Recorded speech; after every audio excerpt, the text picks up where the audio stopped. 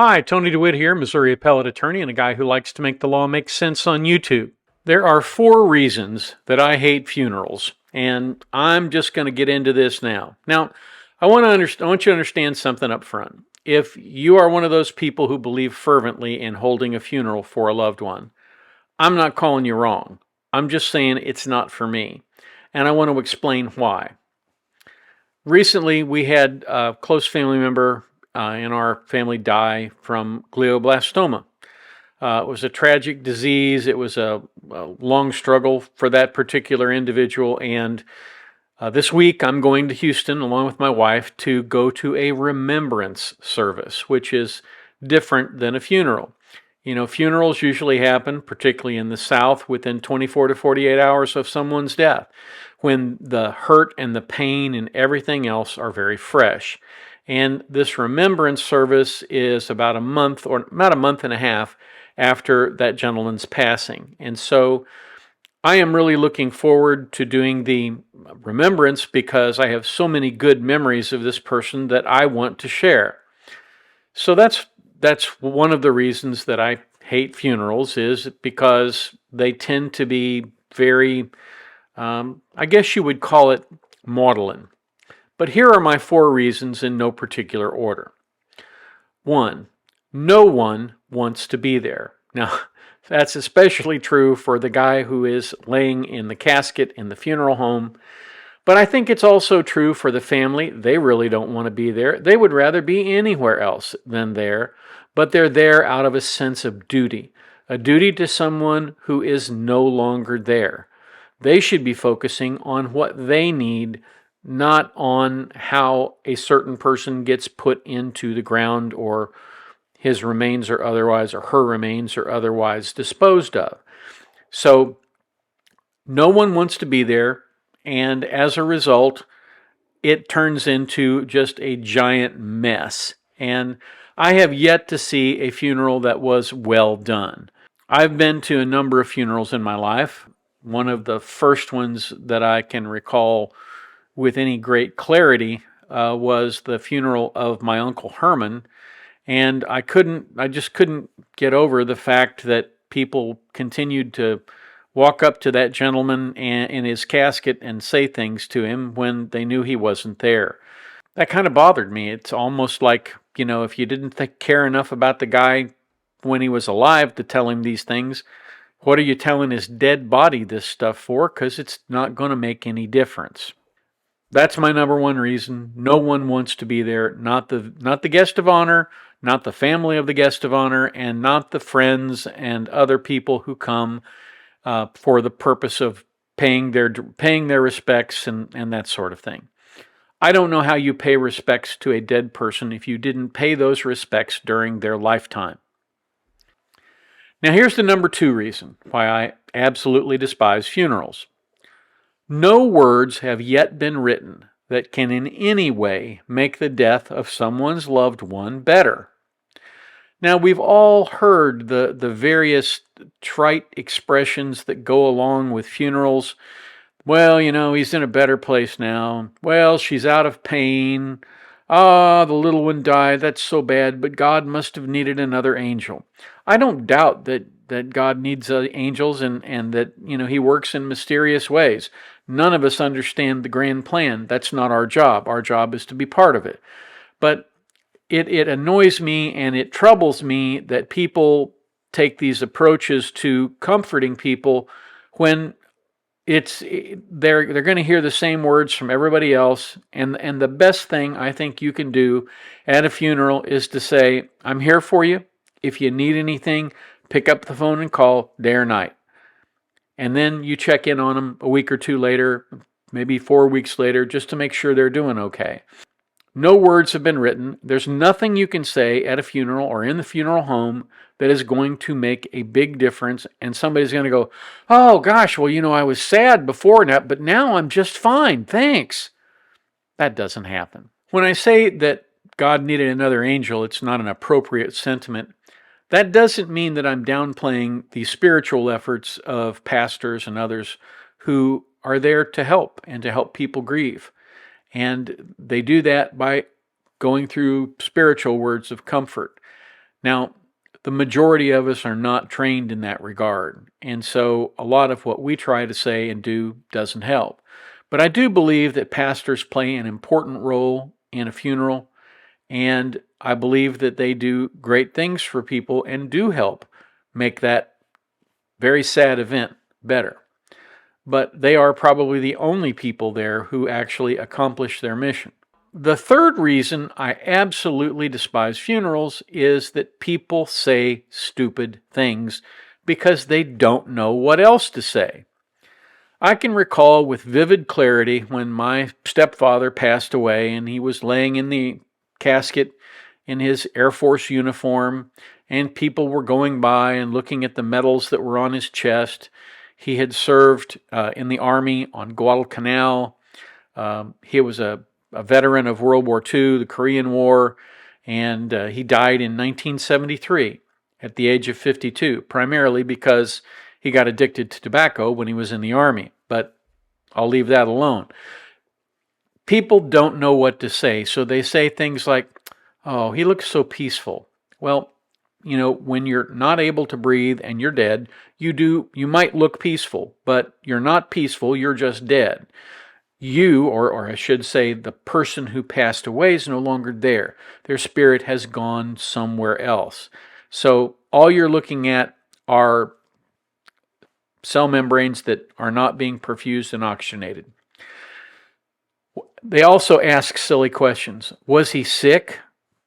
Well, in my stepdad's case, he wasn't particularly sick, but he had a massive heart attack and died. It was very sudden. And all of these questions would cause my mom to cry. And I didn't like it. Somebody came up and asked me what were his last words. And again, that didn't strike me as being an appropriate thing to say to somebody who's grieving. But again, because people don't know what to say, they say silly things, stupid things, or they ask stupid questions. A friend of mine whose mother passed away, one of his friends came to the funeral and asked, for no apparent reason, well, did she leave you a lot of insurance money? I mean, really, people really do say dumb things. Then there are the people that I call the emotional vampires. These are the people who, when they show up at a funeral, they say things like, well, I never really saw him much at church. Things that can't really be labeled as, mean or nasty, but which are essentially damning with faint praise. These emotional vampires come there because they feast on this feeling of sadness and grief. And I don't understand the concept, but I've seen people do this at funerals, and it drives me crazy. I can't imagine why you would want to add to someone's suffering, but apparently some people do. Another reason I hate funerals, they require your attendance. If you knew this person and somebody says, we're having this funeral, and if you don't go, it looks like you didn't care then and you don't care now.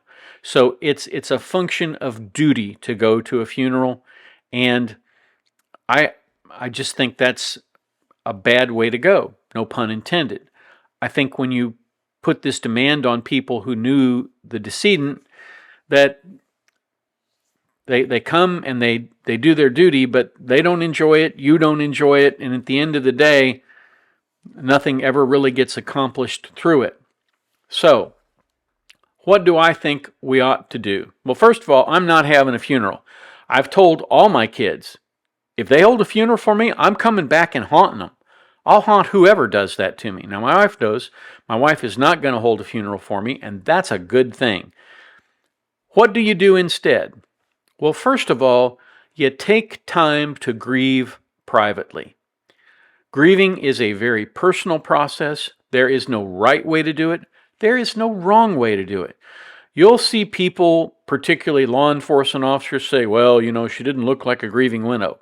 Well, I don't think you can define what a grieving widow looks like. Or he didn't look like somebody who was sad to see his wife go. You don't have any idea what is in somebody's head. So, again, you take the time to grieve privately. And then, when you have some time, you plan a remembrance service. You tell stories about your loved one, and you invite friends and family to come and tell their stories.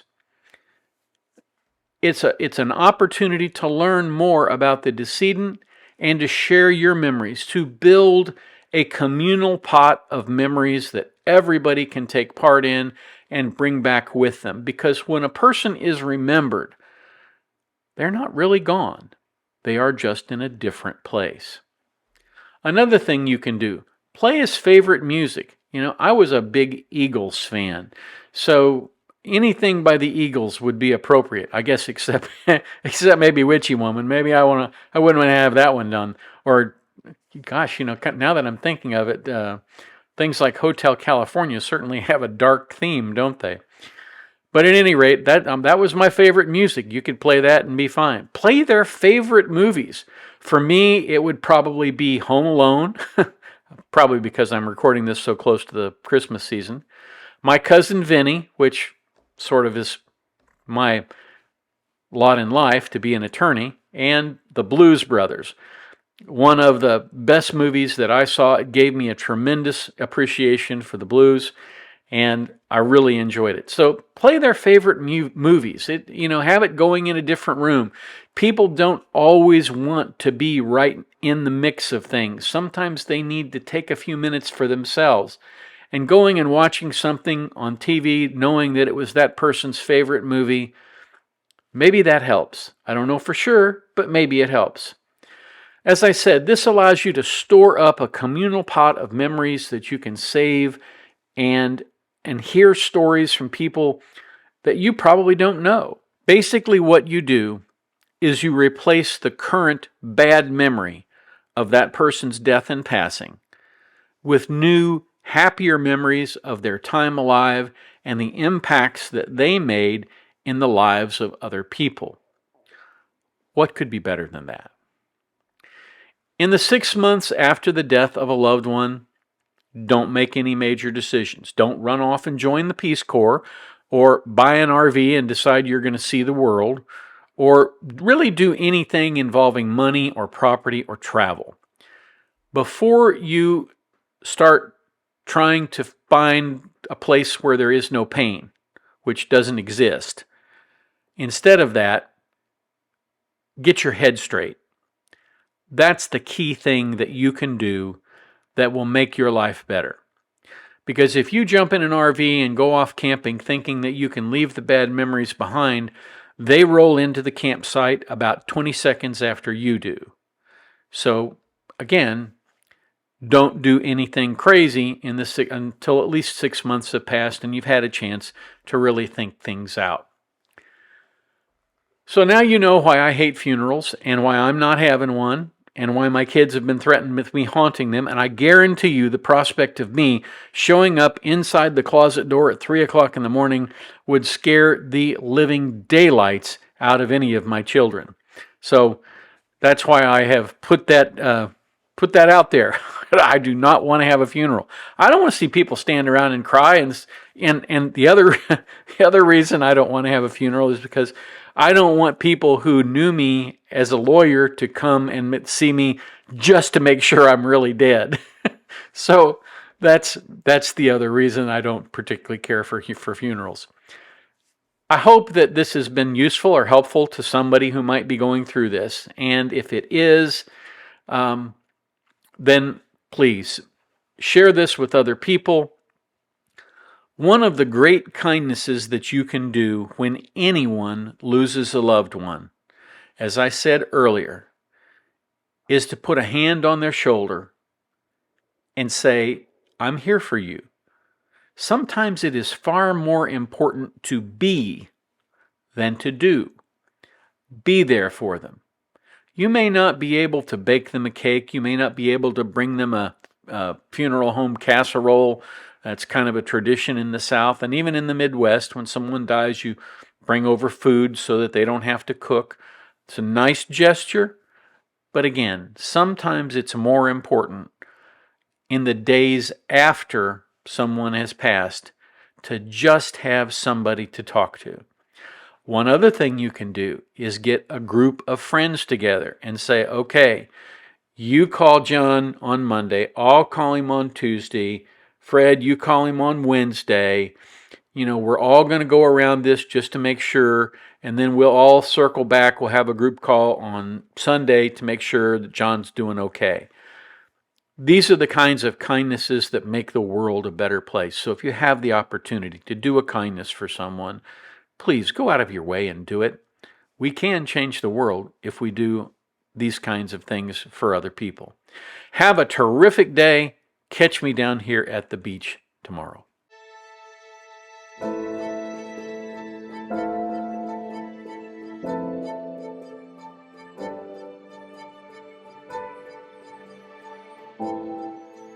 If you like this video, here are a few others you might try, and don't forget to subscribe. Have a terrific day, guys.